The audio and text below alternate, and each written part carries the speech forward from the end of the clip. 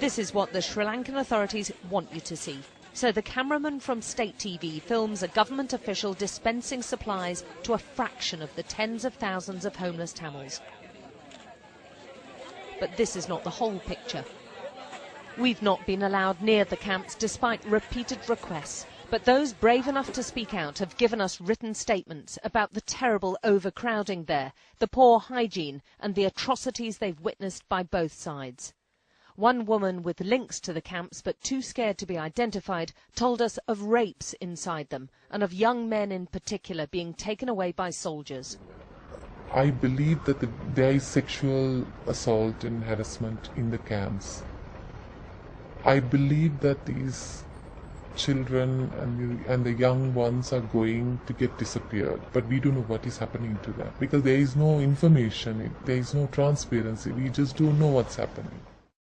Others who've witnessed abuses didn't want to take the risk. The Tamil people who struggled out of the battle zone are now at the mercy of the troops they feared for so long. The military believes Tiger rebels escaped by hiding amongst them, so they're being processed, the army says, with families being forcibly split up.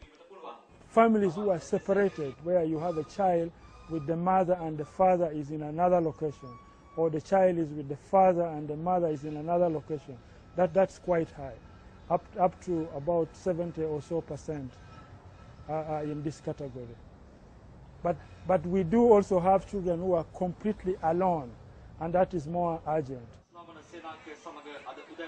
The aid agencies are not only being denied access to the camps, there are so many restrictions it's virtually impossible to help these people.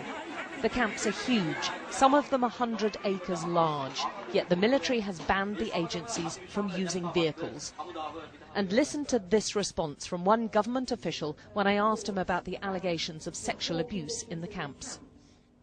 There are a few blue-eyed children in that camp, so you'll know that some of the NGOs have had a jolly good time when they were up in Vavunia. So when you go up, just have a look and try and identify them. The aid workers, or NGOs as they're called, are seen as Tamil Tiger sympathisers, perhaps because of their insistence on helping the Tamils.